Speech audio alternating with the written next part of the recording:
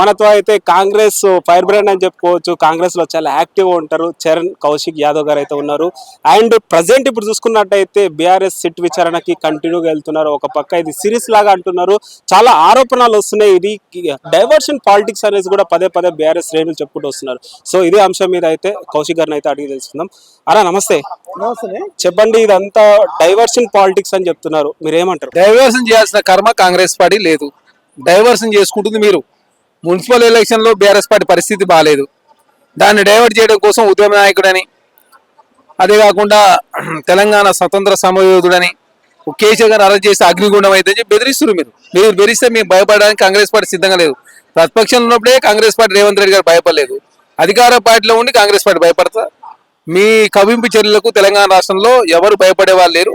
చట్టం అనేది అందరికి ఒకే విధంగా ఉంటుంది. అది ఉద్యమ నాయకుడైనా, కేసీఆర్ గారైనా, మీకైనా, నాకైనా తెలంగాణ రాష్ట్రంలో అంబేద్కర్ రాజ్యాంగం మాత్రం అమలు అవుతుంది తప్ప ఆనాడు ఫామ్ హౌస్లో కూర్చొని, అదే కాక ప్రగతి భవన్లో కూర్చొని నిర్బంధాలతో కూడిన తెలంగాణ రాష్ట్రంలో అమలు కావట్లేదు. ఖచ్చితంగా చట్టం అనేది అందరికి ఒకే విధంగా ఉండాలని కోరుకుంటాం. దాన్ని ఇంప్లిమెంట్ చేసే ప్రయత్నం కూడా అదే విధంగా ఉంటుంది. కేటీఆర్ గారు ఏమంటున్నారు అంటే పదే పదే ఇది లొట్టపీస్ కేసు అనేది చెప్తున్నారు. మొన్న సిట్ విచారణకి వెళ్ళినప్పుడు ఏం విచారణ ఇచ్చారో అసలు అర్థం పర్థం లేని విచారణ చేస్తున్నారు అనేసి పదే పదే హరీష్ రావు కావచ్చు, కేటీఆర్ గారు చెప్తున్నారు.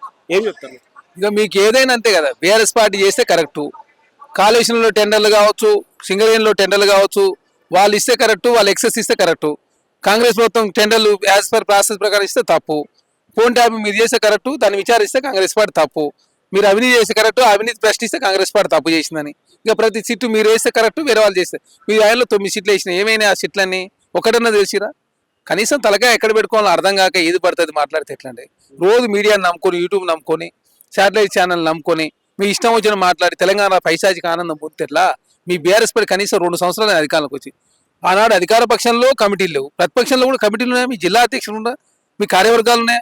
ఆ పార్టీ నిర్మాణం మీద దృష్టి పెట్టండి. కలగకుండా కవిత ప్రశ్నలు సమాధానం చెప్పండి. దోసుకున్న సొమ్ము దాచుకునే ప్రయత్నంలో భాగంగా మీ మధ్య పంపకాల్లో తేడాలు వచ్చి మీ కుటుంబం విడిపోయి దాన్ని మాకే ఆపాదించే ప్రయత్నం, ఏదైనా జరిగితే కాంగ్రెస్ పార్టీకి ఆపాదించే ప్రయత్నం, కేసులకు సంబంధించి సిట్ విచారణ చేసి దాన్ని కాంగ్రెస్ పార్టీకి ఆపాదించే ప్రయత్నం చేస్తే కాబట్టి చేసిన ఘోరాలు నేరాలు అన్నీ ఇన్ని కావు. ఖచ్చితంగా తెలంగాణ సమాజం గమనిస్తున్నారు. బీఆర్ఎస్ పార్టీ తెలంగాణ సంపదను దోసుకుని తప్ప తెలంగాణ చేసింది ఏమీ లేదని చాలా స్పష్టం. దానిలో భాగంగా విచారణ జరుగుతాం. ఇది ఫోన్ టాపింగ్ అంశం అన్నది పాత అంశం. ఇప్పుడు తెర ముందుకు ఎందుకు తెచ్చారంటే ఓన్లీ ఎలక్షన్స్ వస్తున్నాయి కాబట్టి ఈ తెర మీద తీసుకొచ్చారు అనేసి అంటున్నారు. ఇన్ కేసు ఇప్పుడు మొన్న హరీష్ రావు గారిని సిట్ విచారించింది, కేటీఆర్ గారిని విచారించింది, ఇప్పుడు నిన్న కేసీఆర్ గారిని విచారించింది. నెక్స్ట్ ఏం జరగవచ్చు అని మీరు అనుకుంటున్నారు? ఇప్పుడు సిట్టు తేలుస్తుంది. ఏదైనా ప్రకటించినా కూడా సిట్టే ప్రకటిస్తుంది. కాకపోతే విచారణ పోయిన వాళ్ళు బయటకు వచ్చి చెప్తున్న సమాచారం ఆధారంగా మాత్రమే మీకు ఎట్లా తెలుసో మాకు కూడా అదే తెలుస్తాయి. కాకపోతే ఇప్పటికే రాధాకిషన్ రావు గారు ఇచ్చిన వాంగ్మూలం ఆధారంగా కేటీఆర్ గారు విచారించారు. శ్రవణ్ రావు గారు ఇచ్చిన వాంగ్మూలం ఆధారంగా హరీష్ రావు గారిని విచారించారు. తర్వాత కేసీఆర్ గారిని, సంతోష్ రావు గారు అయిపోయారు. నెక్స్ట్ ఇంకెవరైనా కావచ్చు కదా. ఆ బాధ్యులు ఎవరైతే ఉన్నారో వాళ్ళ ఫోన్కి ఎవరైతే ట్యాపింగ్ అయిందో సమాచారం సేకరించే ప్రయత్నం, సాక్ష్యాలు సేకరించే ప్రయత్నంలో సిట్టు ముందుకు పోతాం. సిట్టు అధికారిని కూడా బెదిరించే ప్రయత్నం. సిట్టు అధికారికి అక్రమ ఆస్తులు కర్ణాటకలో ఆయన ఎమ్మెల్యే ఎంపీ పోటీ అయిపోతా ఉన్నా కాంగ్రెస్ పార్టీ నుంచి చెప్పి సజ్జనారు కూడా తాగేసే ప్రయత్నం బీఆర్ఎస్ పార్టీ శ్రేణి చేస్తున్నాయి. ఏమైనా అర్థం ఉందా? మీరు మాట్లాడే మాటల చేసిన తప్పులన్నీ మీరే చేసి ఆడోళ్ళ మొగోళ్ళ ఫోన్లు ట్యాపింగ్ చేసి ఆ ఫోన్లు సంభాషణని మీరు పైశాచిక ఆనందం పొందింది మీరు, బెదిరించి డబ్బులు వసూలు చేసింది మీరు, ఎలక్షన్ బాండ్లు తీసుకుంది మీరు, తెలంగాణ ప్రజాస్వామ్యం లేకుండా చేసింది మీరు. కాబట్టి బీఆర్ఎస్ పార్టీ ఎంత తక్కువ మాట్లాడితే అంత మంచిది. ఇది కాంగ్రెస్ అధికారంలోకి వచ్చి చాలా 2 సంవత్సరాలు అవుతుంది. చాలా కుంభకోణాలు చేస్తున్నారు కాబట్టి ఎస్పెషల్లీ బొగ్గు గనులు కూడా చాలా కుంభకోణాలు చేస్తున్నారు. ఇవన్నీ ఆరోపణలు చేయడం వల్లనే ఈ అంశం అనేది ముందుకు తీసుకొచ్చారనేసి కూడా ప్రచారం చేస్తున్నారు. ఇప్పుడు సింగరేణిలో అవినీతి చేసింది ఎవరు? సుజన్ రెడ్డి కాంట్రాక్ట్ ఇచ్చింది ఎవరు? ఆయనకి ఎక్సైజ్ టెండర్లు ఇచ్చింది ఎవరు? హరీష్ రావు గారు కాదా? కాళేశ్వరంలో 7వ ప్యాకేజ్ ఇచ్చింది మేము కాదు కదా. ఆనాడు ఉపేంద్ర రెడ్డి అల్లుడు రేవంత్ రెడ్డి బామ్మర్దని గుర్తురాలే. ఇప్పుడు రేవంత్ రెడ్డి బామ్మర్దని ముద్దలేస్తావా? రేకంగా సొంత బామ్మర్దని క్రియేట్ చేసే ప్రయత్నం, బామ్మర్ది వరుస బామ్మర్ది సొంత బామ్మర్దని క్రియేట్ చేసే ప్రయత్నం చేస్తే ఎట్లా? కాబట్టి బీఆర్ఎస్ పార్టీ ఏంటంటే కాంగ్రెస్ ప్రభుత్వం వచ్చిన తర్వాత సింగరేణిలో 4 టెండర్లు వస్తే 4 బీఆర్ఎస్ పార్టీ ఆయనలో పనిచేసిన వాళ్ళకి వచ్చినాయి. అది కూడా ఎవరైతే యాజ్ పర్ టెండర్ ప్రకారం ఎక్సెస్ వేయకుండా ఎవరైతే నామ్స్ ఫాలో అవుతారో వాళ్ళకి మాత్రం టెండర్లు వచ్చినాయి. దాన్ని ఏంటంటే రాజకీయం చేయాలా? వీళ్ళ చేతిలో మీడియా ఉంది, వాళ్ళ చేతిలో నోటికి ఏదో వస్తుంది మాట్లాడే ప్రయత్నం బీఆర్ఎస్ పార్టీ చేస్తుంది. తెలంగాణ రాష్ట్రంలో ప్రజాప్రభుత్వంలో అవినీతి తావులేదు. అదే కాకుండా అధికార దహాన్ని తీసుకునే ప్రయత్నం కాంగ్రెస్ ప్రభుత్వం చేయదు. అధికారం అనేది అందరికి ఒకే విధంగా ఉండాలని కాంగ్రెస్ ప్రభుత్వం భావిస్తుంది. దానిలో భాగంగా చట్టాన్ని గౌరవించే ప్రయత్నం కాంగ్రెస్ ప్రభుత్వం చేస్తుంది. రేవంత్ రెడ్డి గారు దావోస్కి వెళ్ళారు కదా, ఎలాంటి పెట్టుబడులు తెస్తే బాగుంటది, ఎలాంటి తెచ్చే ఛాన్స్ ఉంది అంటారు? అసలు దావోస్ కాదు. అసలు కేసీఆర్ గారు ఏమన్నా విదేశాలకు పోయినా దావోస్ కాదు. పక్క రాష్ట్రం కూడా పోయి పెట్టుబడులు ఆకర్షించలే. తెలంగాణ రాష్ట్రమే కాదు, పక్క రాష్ట్రాలు కావచ్చు, పక్క దేశాలు కావచ్చు, దావోస్ కావచ్చు, తెలంగాణ గ్లోబల్ సమ్మిట్ ఏర్పాటు చేసి తెలంగాణ రాష్ట్రంలో పెట్టుబడులు ఆకర్షించే ప్రయత్నం చేసినాం. 20 సంవత్సరాల మాస్టర్ ప్లాన్ తో తెలంగాణ రాష్ట్రంలో కాంగ్రెస్ ప్రభుత్వం ముందుకు పోతా ఉంది. కనీసం మున్సిపాలిటీకి 50% మున్సిపల్ మాస్టర్ ప్లాన్లు లేవు కదా.